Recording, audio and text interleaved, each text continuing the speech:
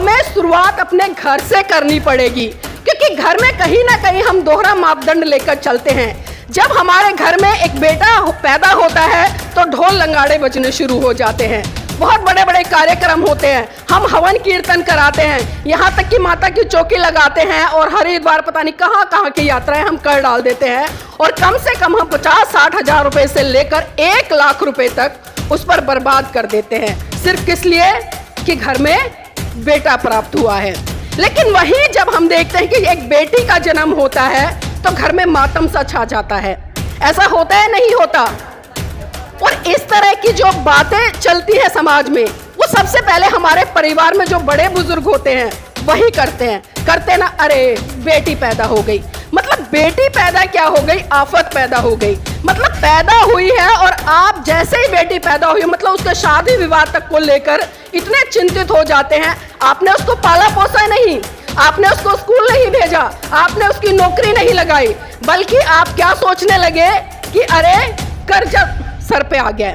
यही है ना कि कैसे पालेंगे, कैसे पढ़ाएंगे। कड़ी में एडवोकेट जय भीम प्रकाश जी पिछले 1-1.5 साल से काम कर रहे हैं सांस्कृतिक परिवर्तन पर, क्योंकि आज अगर मैं किसी भी समस्या की बात करूं, चाहे मैं बहन बेटी के ऊपर हो रहे अत्याचार शोषण की बात करूं या राजनीति में महिलाओं की जो भागीदारी होनी चाहिए वो भागीदारी नहीं है उसकी बात करूं, या समान वेतन की बात करूं, या पिता की संपत्ति में पुत्र के बराबर जो अधिकार मिलना चाहिए उसकी बात करूं, या जिस तरह से मणिपुर जैसी विभत्स घटना हुई उसकी बात करूं, या हाथरस में जो मनीषा वाल्मीकि का प्रकरण हुआ उसकी बात करूं, या अभी वर्तमान में पिछले दिनों जिस तरह से कंझावला कांड हुआ उसकी बात करूं, ये सारी चीजें आखिर आ कहां से रही हैं? कभी हमने सोचा? क्योंकि मेरी बहनों ये कहीं ना कहीं ये उस संस्कृति की देन है जो आपके दिमाग पर ताला लगाकर बैठी के तौर पर हम भाषणों में भी सुन लेते हैं, टीवी पर भी देख लेते हैं कि बाबा साहब ने जब संविधान लिखा तो संविधान में पहला ही जो अधिकार है, बाबा साहब ने आपको समानता का अधिकार दिया। किसका अधिकार दिया? और वो समानता का अधिकार क्यों दिया?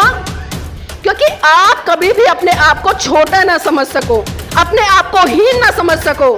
जब जब आप समाज में निकले, जब जब आप किसी भी काम को करें तो आपके मन में ये विचार आए कि मैं भी पुरुषों के बराबर हूँ, जितना काम पुरुष कर सकता है मैं भी उतना ही काम कर सकती हूँ, बल्कि उससे बढ़कर ड्यूटी बन जाती है कि वह किस तरह से परिवर्तन लाएंगी। तो मेरी बहनों, सांस्कृतिक परिवर्तन में सबसे पहला जो परिवर्तन आता है वो है प्रतीकों का परिवर्तन। आजकल एक फैशन बन गया है, ये सभी की बात करूँ, चाहे कोई अम्बेडकरवादी हो या बौद्धिस्ट हो या कोई भी हो, हमने अपने घर से देवी देवताओं की मूर्तियां, तस्वीरें निकालकर किसकी रख ली? बाबा साहब की, महाकारुणिक तथागत बुद्ध की, संत शिरोमणि गुरु रविदास जी की, या तमाम उन महान पुरुषों की जो हमारे अपने समाज से आते हैं। ऐसा किया है ना? लेकिन ईमानदारी से बताइए कि हमने सिर्फ मूर्तियों का तो परिवर्तन किया, तस्वीरों का तो परिवर्तन किया, लेकिन क्या हमने सही रूप से विचारों का परिवर्तन किया?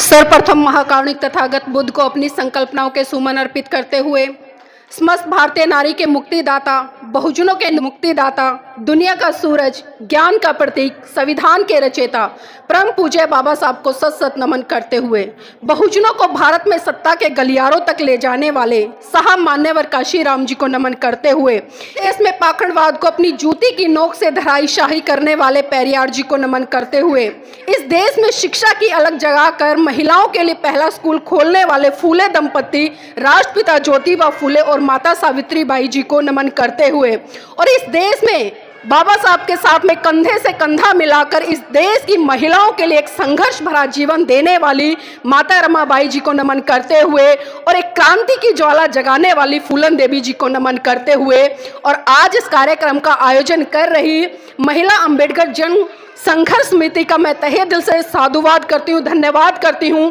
कि आज उन्होंने अंतर्राष्ट्रीय महिला दिवस को जो मनाने का सोचा और खासकर महिलाओं के लिए जो सम्मान समारोह कार्यक्रम रखा, तो आपको मैं तहे दिल से बहुत बहुत साधुवाद करती हूँ और मंगल कामनाएं देती हूँ। आज अगर आज़ादी के 77 साल बाद भी हम महिलाओं के सम्मान की बात कर रहे हैं, महिलाओं की आजादी की बात कर रहे हैं, या महिलाओं को हम पुरुषों के साथ कंधे से कंधा मिलाकर आगे बढ़ाने की बात कर रहे हैं, तो क्या मैं ये समझूं कि आज महिलाएं आजाद नहीं हैं? बताइए मुझे। क्योंकि देखिए, मैं भाषण नहीं करूंगी, भाषण आए दिन चलता रहता है, क्योंकि जब हम आपके बीच में आए तो मैं चाहती हूँ विचारों का आदान प्रदान हो। जब आपके बीच में से बातें निकलकर आएंगी, जो समस्याएं निकलकर आएंगी, तो उन समस्याओं पर हम चर्चा करेंगे, और जब समस्याओं पर चर्चा करेंगे तो स्वाभाविक सी बात है कि हम उसका समाधान भी ढूंढ लेंगे, और जब समाधान ढूंढेंगे तो हम अपने परिवार को, अपने आप को, इस देश को सुरक्षित रख पाएंगे। तो आज बताइए, क्या महिलाएं सुरक्षित हैं? आवाज नहीं आ रही आपकी? क्या महिलाएं सुरक्षित हैं? क्या इस महिलाओं का सम्मान है? किस तरह से कह रहे हैं आप? क्योंकि कहीं ना कहीं आप समाज में देखते हैं, परिवार में देखते हैं, और खासकर इस दिन की अगर मैं बात करूं, क्योंकि अंतर्राष्ट्रीय महिला दिवस पर 8 मार्च को बहुत बड़े बड़े कार्यक्रम हुए, चाहे मैं केंद्र सरकार की बात करूं या तमाम राज्यों की सरकारें की बात करूं, तमाम सरकारों ने बहुत बड़े बड़े मंच लगाए, महिलाओं को सम्मानित करने का काम किया। उनको किसी ने शॉल दिया, किसी ने पुष्पमालाएं पहनाई, किसी ने मोमेंटो देकर उनको एक दिन नारी सम्मान देकर अपना कार्यक्रम खत्म कर दिया। सरकारें लगातार कहते हैं कि बेटी बचाओ बेटी पढ़ाओ, लेकिन आज मेरे भारत देश की स्थिति ऐसी हो गई है, ना तो बेटियां बच रही हैं और ना ही बेटियां पढ़ रही हैं। क्योंकि बेटियां जब बच नहीं रही हैं तो पढ़ेंगी कहां? तो ये कैसा सम्मान है? क्या सिर्फ महिला जाति एक दिन के सम्मान की भूखी है? क्या सिर्फ हमें एक दिन सम्मान चाहिए? जब हमारी आबादी इस देश में 50% है, तो मेरा मानना है कि हमारा जब सम्मान करना है तो सही रूप से हर क्षेत्र में हमारी भागीदारी 50% होनी चाहिए। अगर 50% हमारी भागीदारी होती है तो मैं सही मायने में कह सकती हूं कि हाँ, आज की वर्तमान सरकारें हमारा सम्मान कर रही हैं, वो सही रूप में महिलाओं के लिए कार्यक्रम आयोजित कर रही हैं। लेकिन कहीं ना कहीं यहाँ पर एक बहुत बड़ा सवाल भी खड़ा होता है। सवाल ये है कि जब सरकारें हमारा सम्मान नहीं कर रही, तो क्या हम उस सम्मान को सुरक्षित रख पा रहे हैं? रख पा रहे हैं? अभी जिस तरह से मान्यवर जी ने कहा कि हमें शुरुआत अपने घर से करनी पड़ेगी, क्योंकि घर में कहीं ना कहीं हम दोहरा मापदंड लेकर चलते हैं। जब हमारे घर में एक बेटा पैदा होता है तो ढोल लंगाड़े बजने शुरू हो जाते हैं, बहुत बड़े बड़े कार्यक्रम होते हैं, हम हवन कीर्तन कराते हैं, यहाँ तक कि माता की चौकी लगाते हैं, और हरिद्वार पता नहीं कहाँ कहाँ की यात्राएं हम कर डाल देते हैं, और कम से कम हम 50-60 हजार रुपए से लेकर 1 लाख रुपए तक उस पर बर्बाद कर देते हैं, सिर्फ किस लिए कि घर में बेटा प्राप्त हुआ है।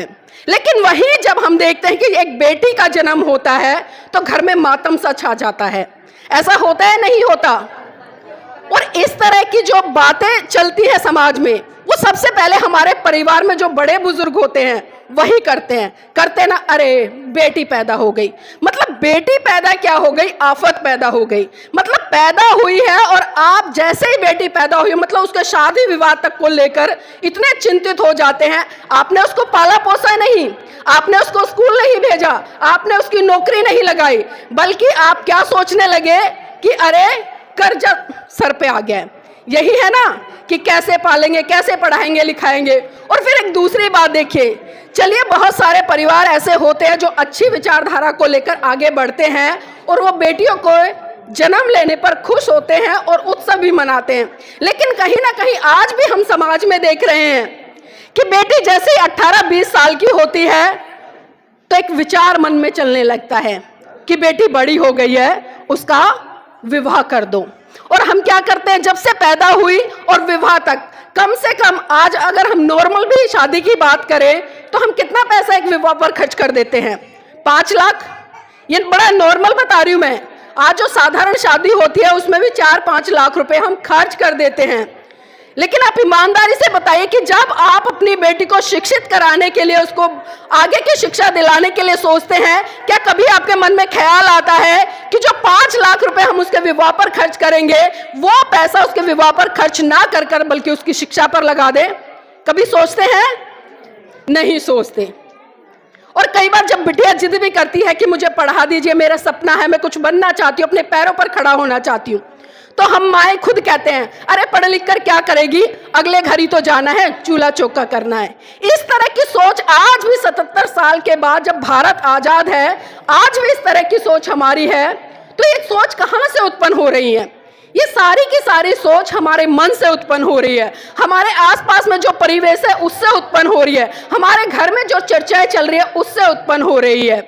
मैं आप सबको बता दूं मेरी माताओं बहनों, जो पैसा आप अपने बच्चों की खासकर लड़कियों के विवाह के लिए जोड़ते हैं, अगर वो पैसा आप उसके विवाह पर खर्च ना कर बल्कि आप उसकी शिक्षा पर खर्च करोगे तो एक अच्छी नौकरी प्राप्त करेगी, और जब एक अच्छी नौकरी प्राप्त करेगी तो स्वाभाविक सी बात है एक से बढ़कर एक अच्छे लड़कों की लाइनें आपके द्वार पर लग जाएंगी ना। और फिर उसका विवाह कहाँ होगा? एक पढ़े लिखे अच्छे घर में होगा। और जब आपकी बेटी एक अच्छे घर में जाएगी, एक पढ़े लिखे घर में जाएगी और नौकरी के साथ जाएगी, तो बताइए क्या वहां पर उसका मान सम्मान होगा ना, या उसका अपमान होगा? उसका मान सम्मान होगा, उसकी पद प्रतिष्ठा बढ़ेगी और आपके परिवार की भी पद प्रतिष्ठा बढ़ेगी, क्योंकि सभी कहेंगे पढ़ी लिखी बहू आई है, नौकरी लगी आई है। और जब पढ़ी लिखी होगी तो स्वाभाविक सी बात है उसके संस्कार भी अच्छे होंगे।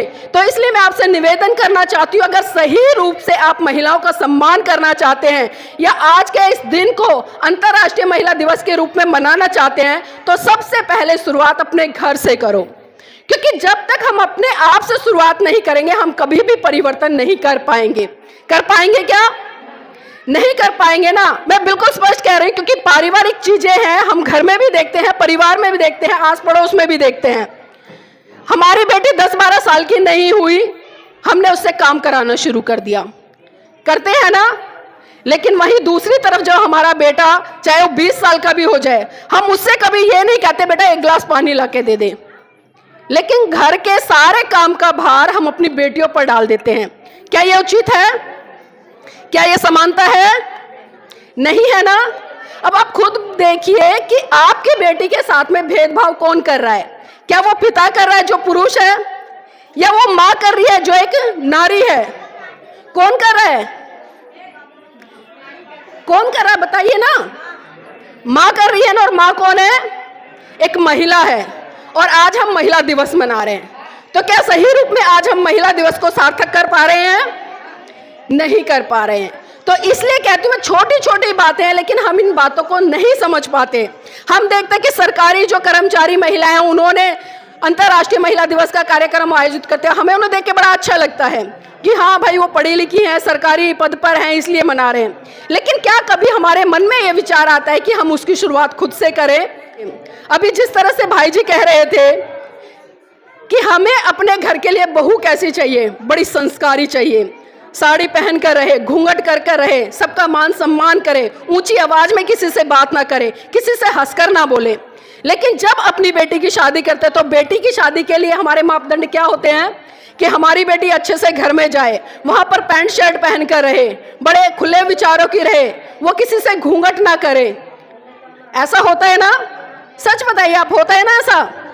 अब क्या बताइए, क्या हम नारी का सम्मान कर रहे हैं? नारी होकर कर रहे हैं? हमारे अपनी बेटी के लिए तो कुछ मापदंड और दूसरों की बेटी के लिए दूसरे मापदंड। क्या ये समानता है? अगर सही रूप में आपको अंतर्राष्ट्रीय महिला दिवस का जो आयोजन है उसको सार्थक करना है तो सबसे पहले अपने घर से शुरुआत करो। लेकिन ये हमें समझना पड़ेगा कि अगर हम सही काम कर रहे हैं, हम समाज की महिलाओं को सही दिशा में लेकर जा रहे हैं, तो चाहे सामने वाला हमारा कितना ही विरोध करे, हमें रुकना नहीं है। जब आप किसी की बेटी को शादी करके अपने घर में ला रहे हो तो तमाम वो चीजें, तमाम वो विचार उसके लिए भी उत्पन्न करो जो आप अपनी बेटी के लिए उत्पन्न कर रहे हो, जैसा आप अपनी बेटी के लिए चाहते हो। अब हम समाज में देखते हैं बहुत तरह के परिवर्तन होते हैं, बहुत तरह की संस्कृतियां चली हुई हैं। जब एक बेटी की शादी होती है, उससे पहले से अगर मैं बात करूं, क्योंकि आजकल हम देख रहे हैं समाज में आज भी हम पढ़ लिख गए हैं, बहुत सारी चीजें हैं, लेकिन आज भी जो घूंघट जैसी प्रथाएं हैं वो आपका पीछा नहीं छोड़ रही हैं। कितनी महिलाएं ऐसी हैं जिनके घर में आज भी बहुएं घूंघट करती हैं, वो खुद घूंघट करती हैं। ईमानदारी से हाथ खड़े करना, देखिए कितना बड़ा रेशो है। आप देख रहे हैं। अब एक सवाल है मेरा आपसे, आप घूंघट किस लिए करती हैं? किस लिए करती हैं? क्योंकि अब महिलाएं घूंघट कर रही है तो सवाल भी मेरा आप ही से होगा, किस लिए घूंघट करती हैं आप? बताए, कोई तो बताए मुझे।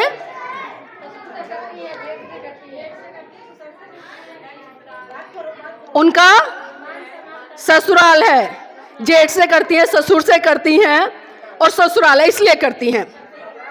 यही बात है ना।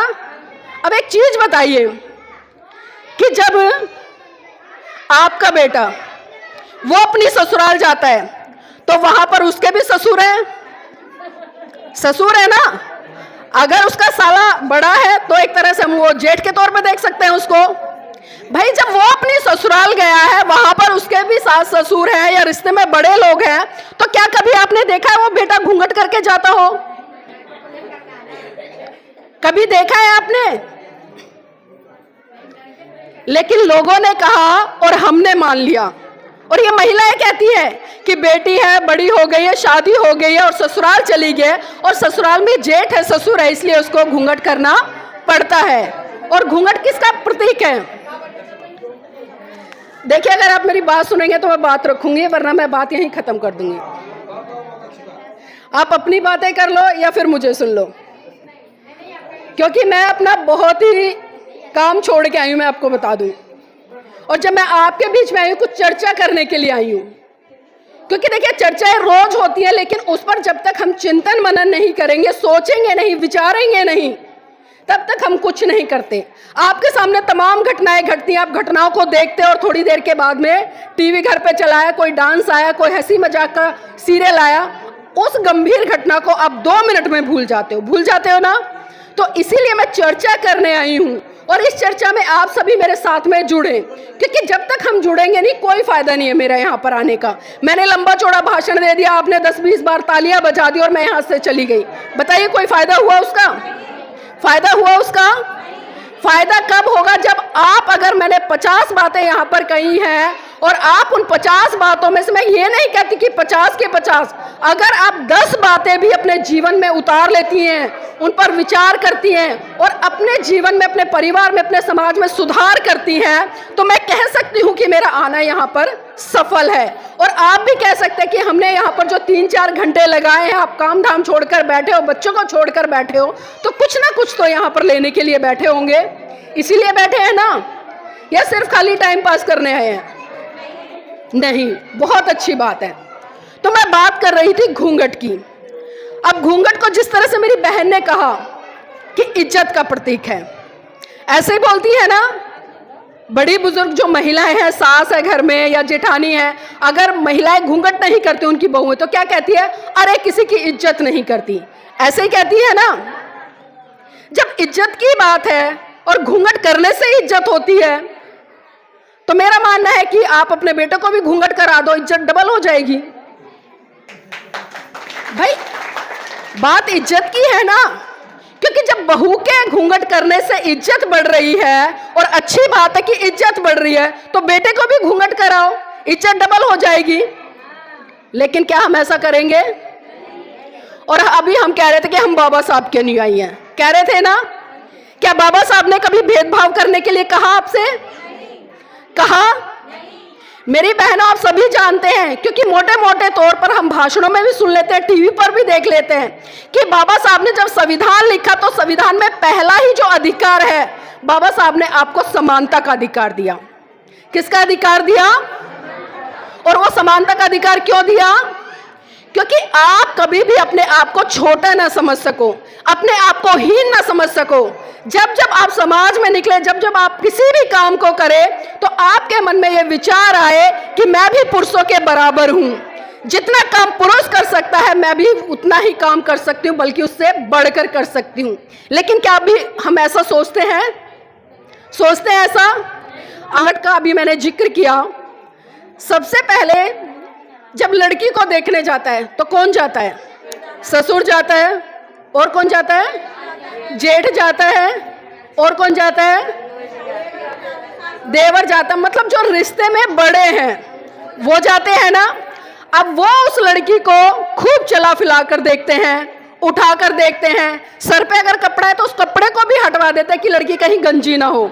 ऐसा होता है ना कि बेटा एक बार कपड़ा तो उतार के दिखाना, वो देखने गए, ससुर गए, जेठ गए, और भी घर में जो बड़े थे रिश्ते में वो गए। फिर उसके बाद हम रोका करने जाते हैं ना, आजकल फैशन बन गया है, तब भी वो सारे जाते हैं साथ में। फिर उसके बाद में देखिए, जब बारात लेकर जाते हैं तो कम से कम 300-400 लोगों को साथ लेकर जाते हैं, और एक बड़ा सा मंच लगा होता है, वहां पर आपका बेटा चढ़ता है और आपकी पुत्र वधू भी वहां पर बैठी होती है, और उसका पूरा का पूरा चेहरा खुला होता है ना। तब वो 400-500 लोग, चाहे वो आपके रिश्तेदार हैं या वो समाज के हैं, कोई भी XYZ, तब वो उस महिला का चेहरा दिखाते हैं। और फिर उसके बाद क्या होता है, आजकल फैशन है कि लड़की के घर आने पर जब बारात वापस आती है तो अगले दिन हम एक रिसेप्शन पार्टी देते हैं। फिर क्या करते हैं, फिर अपनी बहू को सजा धजा कर मंच पर बैठाते हैं, और फिर तमाम हमारे रिश्तेदार, गली मोहल्ले के और भी दूर दूर के हमारे जानकार लोग आते हैं, फिर वो आपकी बहू का चेहरा देख लेते हैं। अब एक बात सोचिए कि जब आप उसको देखने गए तब उसका चेहरा देख लिया, जब उसका रोका करने गए तब उसका चेहरा देख लिया, जब 400-500 लोगों की बारात लेकर गए तब उसका चेहरा देख लिया, जब घर ले आए, रिसेप्शन किया, तब उसका चेहरा देख लिया। अब इज्जत वाली ऐसी कौन सी बात रह गई कि आप अपने घर की बहू का 2 फुट का घूंघट निकलवा देते हैं? क्यों? क्या डर है? कोई डर है? फिर उसका घूंघट क्यों?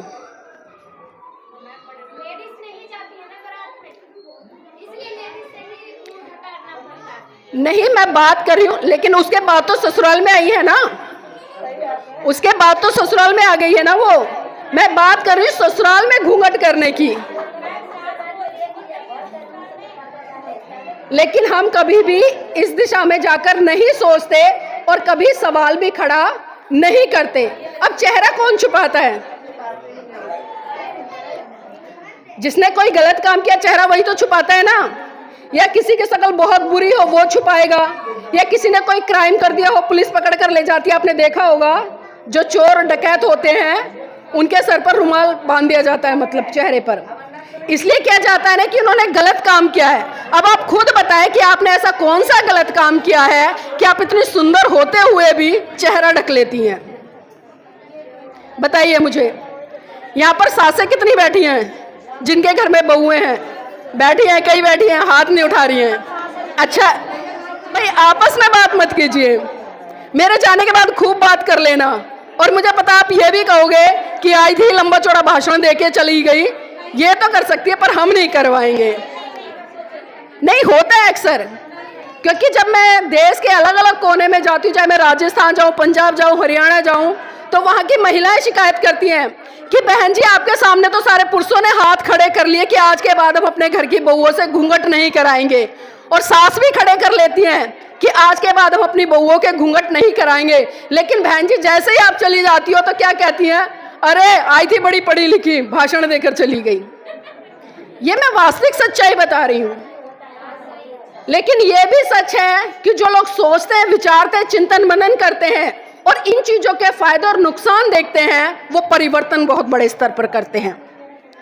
तो मेरी बहनों, कम से कम ये घूंघट जैसी प्रथा, आज आपको 77 साल आजाद हुए हो गए हैं, संविधान में आपके पास में तमाम हक अधिकार, आप इतनी सुंदर सुंदर हो, तो ये चेहरा क्यों ढकती हो? और चेहरा ढकने का नुकसान बता दूं मैं आपको एक बहुत बड़ा, शायद आपने कभी सोचा भी नहीं होगा। अगर आप यहाँ पर चेहरा ढककर बैठी हैं, मेरे जीवन साथी एडवोकेट जय भीम प्रकाश जी डिस्ट्रिक्ट कोर्ट से लेकर सुप्रीम कोर्ट तक में प्रैक्टिस करते हैं। सपोज करिए आज आप यहाँ पर बैठी हैं, इन्होंने आपका चेहरा देख लिया, और भविष्य में कभी कोई ऐसी घटना घट जाए आपके साथ में, तो ये देखेंगे कि भाई हम वहां पर गए थे और ये महिला वहां से है, तो कम से कम वो आपको बचा लेंगे ना, बचाएंगे ना। या आपके भी आस पड़ोस का कोई व्यक्ति होगा, आपके परिवार का रिश्तेदार होगा, तो वो भी आपको बचाएगा।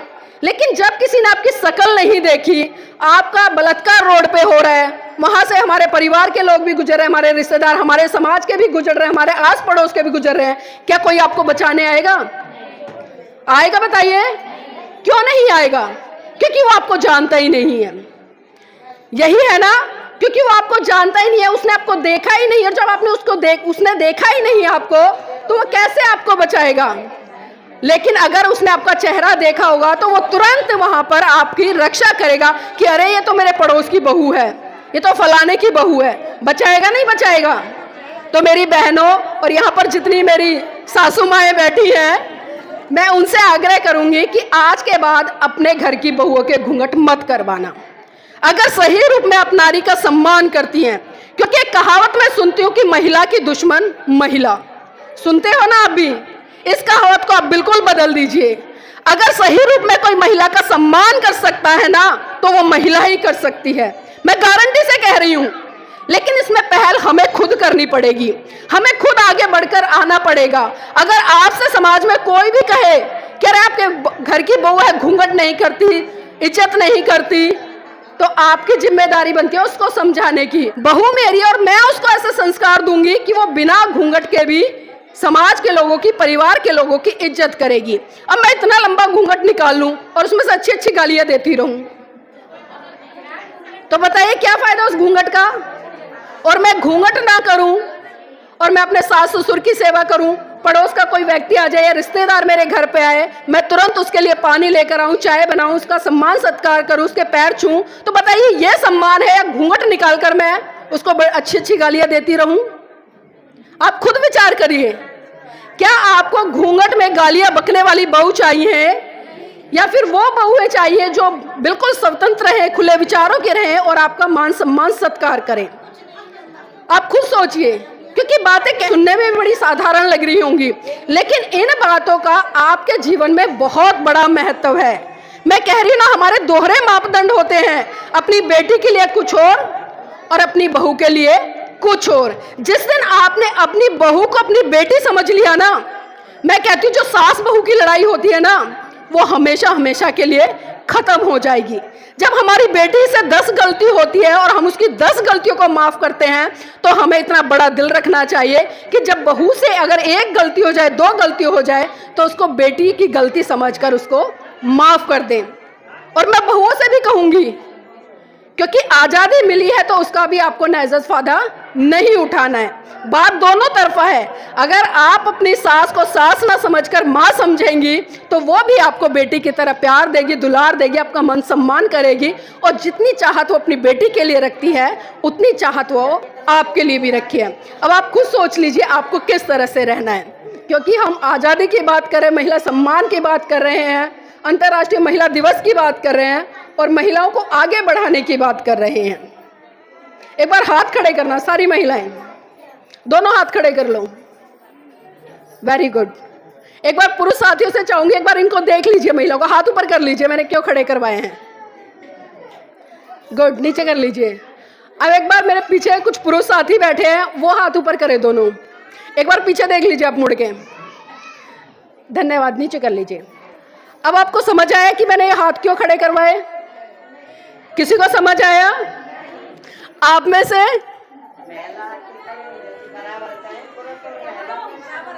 महिला और पुरुष बराबर है? बिल्कुल भी नहीं। मैंने ये हाथ इसलिए नहीं खड़े करवाए, बल्कि मैंने ये हाथ आपके इसलिए खड़े करवाए कि जब महिलाओं ने अपने दोनों हाथ ऊपर खड़े किए, तो सबके हाथों में, किसी के हाथ में 9 चूड़ियां हैं, किसी के में 10 है, किसी के में 12 हैं। एक गाना भी सुनते हैं ना, मेरे हाथों में 9 चूड़ियां हैं। लेकिन जब पुरुष साथियों ने हाथ खड़े किए, उनके हाथ में एक भी चूड़ी नहीं है। अब बचपन में हमें एक मुहावरा पढ़ाया जाता था, बचपन में हमें एक मुहावरा पढ़ाया जाता था, और जिस मुहावरे का प्रयोग आज भी मेरी बहनें बड़े स्तर पर करती हैं। और किस तरह से करती हैं कि जब आपके आस पड़ोस में कई बार लड़ाई झगड़ा हो जाता है और आपके पुरुष उस झगड़े को शांत कराने के लिए चुपचाप घर में आकर बैठ जाते हैं, तो ये महिलाएं क्या टोंट करती हैं उस पे? अरे जाओ, घर में बैठ जाओ, चूड़ियां पहनकर तुम्हारे बस की कुछ नहीं है। तो चूड़ियां किसका प्रतीक हुई? कायरता का। ताली बजा दीजिए इनके लिए। अब मैं ये मान लूं आप कायर हो, नहीं, आप खुद बताओ। मेरे पुरुष साथी बैठे, किसी ने एक भी चूड़ियां नहीं पहन रखी, क्योंकि वो मानते हैं हम कायर नहीं हैं। समझ रहे हो? और हम चूड़ियों को किससे जोड़ के देखते हैं? सुहाग से। किससे जोड़ के देखते हैं? सुहाग से, कि सुहाग की निशानी है।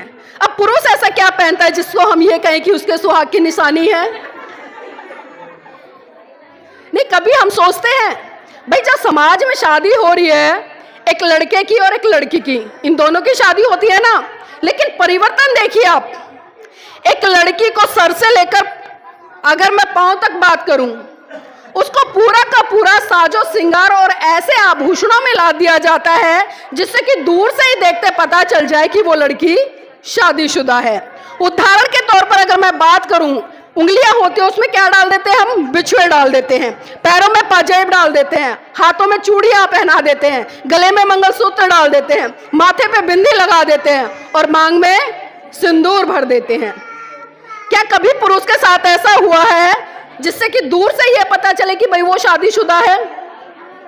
तो क्या यह समानता है?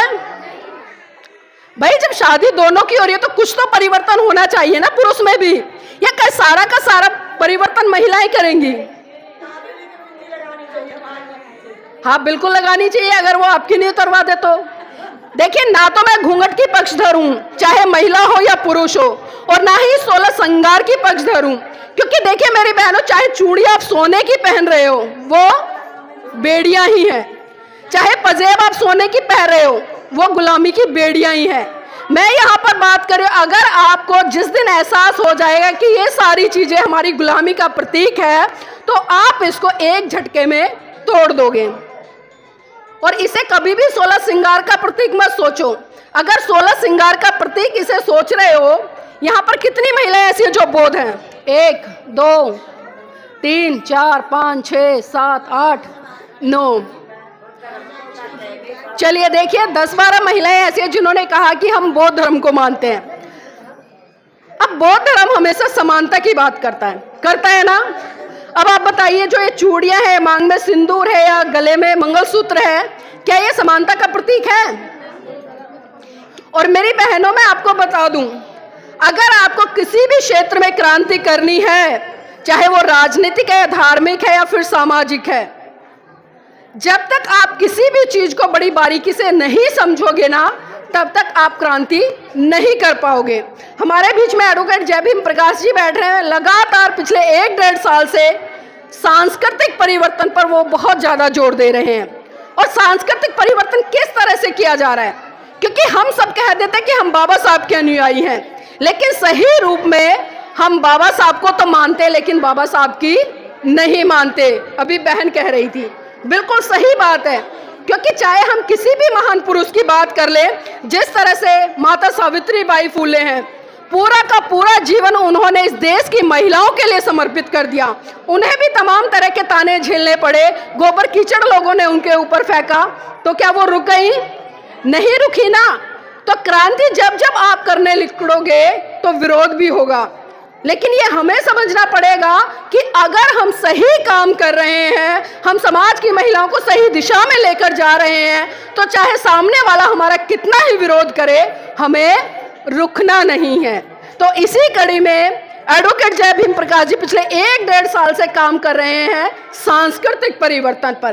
क्योंकि आज अगर मैं किसी भी समस्या की बात करूं, चाहे मैं बहन बेटी के ऊपर हो रहे अत्याचार शोषण की बात करूं, या राजनीति में महिलाओं की जो भागीदारी होनी चाहिए वो भागीदारी नहीं है उसकी बात करूं, या समान वेतन की बात करूं, या पिता की संपत्ति में पुत्र के बराबर जो अधिकार मिलना चाहिए उसकी बात करूं, या जिस तरह से मणिपुर जैसी विभत्स घटना हुई उसकी बात करूं, या हाथरस में जो मनीषा वाल्मीकि का प्रकरण हुआ उसकी बात करूं, या अभी वर्तमान में पिछले दिनों जिस तरह से कंझावला कांड हुआ उसकी बात करूं, ये सारी चीजें आखिर आ कहां से रही हैं? कभी हमने सोचा?